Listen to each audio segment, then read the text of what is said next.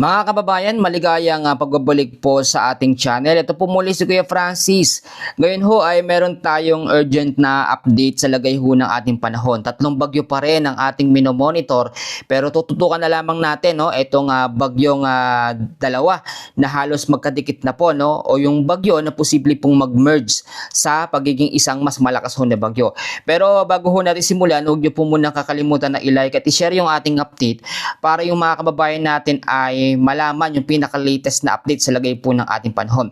Unahin muna natin ito, Ito po yung bagyo na nandito sa misilangan ng ating bansa. Ito po kahapon, tropical depression, lumakas po sa pagiging tropical storm at meron na po itong international name na Atsani. Meron po itong lokasyon na 1,325 kilometers east of southeastern Luzon. Tinataglay po ang hangin na umaabot po sa 65 kilometers per hour at meron pong pagbugso na umaabot po sa 80 kilometers per hour. Ang pagkilos naman po pa northeastward sa bilis po na 25 kilometers per hour. Kung mapapansin ho ninyo, ito pong tropical storm na ito ay lumalapit na o dito sumasama na po sa sirkulasyon ng hangin ng bagyong Saudel. Ang bagyong Saudel po sa pinaka-latest forecast and track po na inilabas ng Pag-asa, meron po itong lokasyon na 1,540 kilometers east-northeast of extreme Northern Luzon. Meron pong lakas ng hangin na umaabot po sa 175 kilometers per hour at meron pagbugso na umaabot sa 215 kilometers per hour. Ang kilos naman po pa northwestward sa bilis na 30 kilometers per hour. Medyo mabilis po yung pagkilos nito mga kababayan. Tulad na aking sinasabi, ito ho ay papasok ng ating Philippine Area of Responsibility ngayong araw po na Lunes. Diba nung unang update ko sinabi ko pwedeng mapaaga kapag mabilis yung pagpasok o yung kanyang kilos.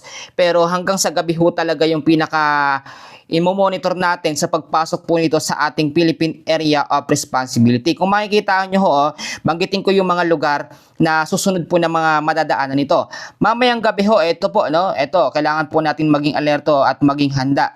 Mamayang gabi ng alas 8, ang magiging lokasyon po ng bagyong Saudel ay 1,275 kilometers east-northeast of extreme Northern Luzon. Halos parehas yung lakas, 175 kilometers per hour ang lakas. Yung bugso ng hangin nasa 215.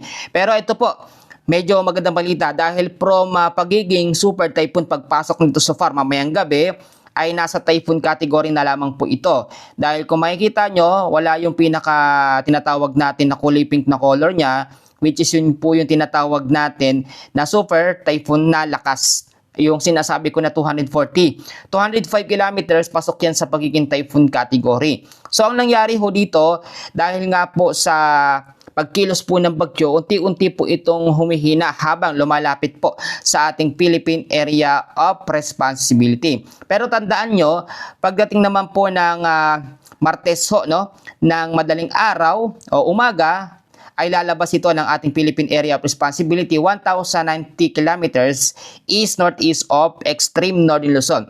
Ito naman po ang magiging epekto po nito. Yung habagat po kasi ay nagkakaroon na ng unti-unting paglakas o yung tinatawag natin na enhancement ng habagat. Mangyayari, mas lalakas pa ito pagpasok ng bagyong Saudel mamaya po ngayong gabi sa ating Philippine Area of Responsibility. Yun yung tinatawag natin na rapid intensification. Tignan nyo mabuti yung habagat. Halos consistent na yung pagdireksyon o paglakas ng hangin niya. At sa ngayon, nakikita naman natin maulap na kalangitan ng nararanasan sa kanlurang bahagi ho ng ating bansa. Ito po, meron tayo ngayon na nakataas po na yellow warning dahil na po ito sa habagat. Meron tayong 50 to 100 mm sa dami ng pag-ulan sa may Batanes. And then pagdating naman po ng araw po ng Miyerkules hanggang sa Huwebes ng hapon, 50 to 100 millimeters ang mararanasang dami ng ulan sa may Zambales, Bataan at Occidental Mindoro. At take note, pwede pa pong mas papadami pa yan o pwede pa pong mas lumawak pa yung mga lugar na apektado ng habagat o southwest monsoon. Ngayon naman, marami nagtatanong dito nga po sa sinasabi natin na Fujiwara effect. Para mas maunawaan natin ang Fujiwara effect ay may dalawang senaryo o yung tinatawag din na sayaw ng dalawang bagyo. Pwede ito nga pong tropical tropical storm na ito ay sumabay lamang sa ikot nga po ng bagyong Saudel. Yung pangalawang senaryo, yung pagme-merge o pagsasanib ng dalawang bagyo para maging mas malakas. Kaya hanggang ngayon po, kahit po nakikita sa forecast natin na pagpasok ito mamayang gabi ay magiging typhoon, hindi pa rin natin inaalis yung posibilidad na ang bagyong Saudel ay lumakas sa pagiging super typhoon kapag sumanib po o nag-merge. Ito pong tropical storm na ito dito nga po sa bagyong Saudel. Tignan nyo mabuti, nakapangalan na nga po yung Obet dyan. No? Pero ito po, no, pagpasok nito sa ating Philippine Area of Responsibility ngayong gabi, yung Saudel, tatawagin po yung bagyong Obet. No? At ito po ay magkakaroon ng epekto sa parte po ng extreme northern Luzon. Pero ito po, tandaan nyo, wala po itong direktang paglandfall sa ating Philippine Area of Responsibility. Kaya po yung mga nagtatanong sa akin, yung mga lugar daw po na apektado ng bagyong Saudel o ng super typhoon o ng typhoon, wala po itong direktang tama sa ating landmass, no, o sa ating kalupaan. Pero yung radius ng kanyang hangin, kung mapapansin ho ninyo, habang lumilipas po ang mga oras, ay mas lumalawak po ito. Yung pinaka wind field, yung pinaka nakikita natin na rain bands, yan po yung nakakaapekto sa mga lugar po na malapit sa kanya. And yung parte ng extreme northern Luzon, magiging maulap dahil sa tropical extension po ng hangin nito. Pero hindi talaga main direct na makakaapekto yan. Ang habagat po talaga yung pinaka hahatakin nito o palalakasin para makaapekto po sa kanlurang bahagi ng ating bansa.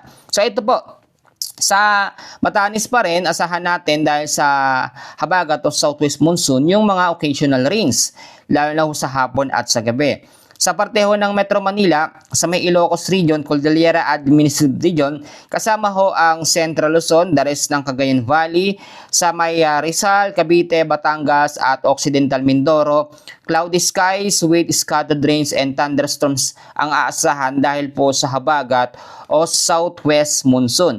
Lagi kong sinasabi sa inyo na matatagalan pa bago mawala ho o bago ulit humina yung habagat o yung tinatawag natin na monsoon break dahil sa apat na dahilan. Ang bagyo, LPA, yun po yung mga talagang nagpapalakas po sa habagat o southwest monsoon. Pero ang habagat, hindi yan kayang palakasin ng mahihinang kategorya ng mga bagyo. Tulad ng mga tropical depression, tropical storm, ang tanging talagang humahatak dyan o nakapagpapalakas po ay ang typhoon o super typhoon category na bagyo. Tignan nyo mabuti, ito yung pinaka tinatawag natin na area of probability ng bagyong Saudel. Yung pinaka sinusundan ng track niya, no, yung nagiging direction po niya, talagang lumihis siya pababa. At kapag bumaba pa ng konti ang track nito, pwedeng mag-stay ito ng matagal sa par. Pero sa ngayon, lagi kong sinasabi, kada oras, every 6 hours, nagbabago po ang direksyon ng bagyo. Kaya nga po kinakailangan mag-monitor. Yung update ko ho ng madaling araw, no, sa pagitan ng alas 8 ng umaga, pwedeng mas maaga hanggang alas 8 ng gabi, yung pagpasok sa par bilang super typhoon. Pero dahil nga po nagbago yan, sa typhoon category na lamang po natin ito inaasahan na papasok sa ating par. Pero wag masyadong kampante, nandito yung isang tropical storm na nagbabanta ng sumanib o mag-merge dito po sa bagyong Saudel. Ang bagyo po kasi sa atin, mayroon pong iba't ibang kategorya. Mayroon pong tropical depression, yan po yung pinakamahina. Mayroong tropical storm, pangalawang category, severe tropical storm, typhoon, at ito pong super typhoon category, yung pinakamalakas. Ito pong isang bagyo na nakikita ko ninyo, no? Ito pong tinatawag natin na dati pong bagyong Neneng. Actually, itong dating bagyong Neneng, hindi pa rin nawawala sa ating monitoring domain. Meron po itong lokasyon sa ngayon na 505 kilometers northwest of Itbayat, Batanes. Yung lakas niya hindi naman nagbabago, 55 kilometers per hour ang lakas at may bugso na umaabot sa 70 kilometers per hour. Walang direktang epekto yung dating bagyong Neneng o yung tropical depression na may international name na Gainari. Ang ating babantayan dito, yung rapid intensification po ng habagat o ng southwest monsoon. Maraming mga kababayan natin ngayon nakapaghanda na po, no? Dahil kagabi pa lamang nagbigay na ako ng mga paalala sa mga lugar na posibleng maapektuhan po ng mga malalakas na pag-ulan dulot po ng habagat. Ito para mas maunawaan natin. kahit lumabas na po ng PAR o dahil lalabas na madaling araw ng Martes, ito nga po nga bagyong Saudel, hindi ibig sabihin pag nakalabas na ito ay hihina na rin agad automatically ang habagat o ang southwest monsoon. Kapag once na nakabuelo o nangyari yung rapid intensification sa habagat, o lumakas na ito, na-enhance na, hindi automatically bukas o sa makalawa, mahina na agad. Dahan-dahan o gradually yung paghina po ng habagat o southwest monsoon.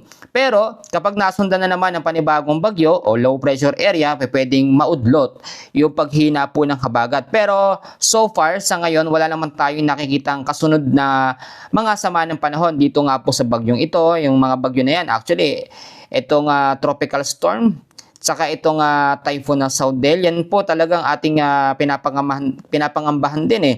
Dahil kung makikita nyo, kapag hinatak na ng bagyong Saudel, itong tropical storm po na ito, pwedeng yung track nito yung bumaba ng kaunti eh. Kasi lumalapit eh, humahabol ho, no? Tingnan yung mabuti. Tumahabol pagdating po ng Tuesday, ito po ay magiging tropical depression. Ibig sabihin, kapag naging tropical depression yan bukas, itong tropical storm nito, mabilis siyang mahahatak ng bagyong Saudel. And then, pwedeng lumakas ulit itong typhoon Saudel. Pero bukas naman po ng madaling araw, lalabas na ito ng PAR. Kaya ngayon pa labang, binibigyan ko po kayo ng mga paalala, ang mga babahaing lugar, mga low-lying area sa Metro Manila, maglinis at mag-asikaso po tayo ng ating tahanan, yung mga bubong, baka mamaya may mga tulo, at yung mga ating medicine kit, yung mga go bags, yung mga pagkain natin, mag-stock tayo mga importanteng gamit, at asahan natin itong week na ito simula ngayong araw ng Lunes hanggang sa mga susunod na araw ay makakaranas po tayo ng mga pag-uulan. Sa ngayon, yan po muna ang latest na update natin, at mamaya kapag may mga pagbabago sa direksyon, lakas at lokasyon po ng bagyong Saudel, ay patuloy ko po kayong i-monitor. Maraming salamat po sa inyo pong patuloy na pagsuporta.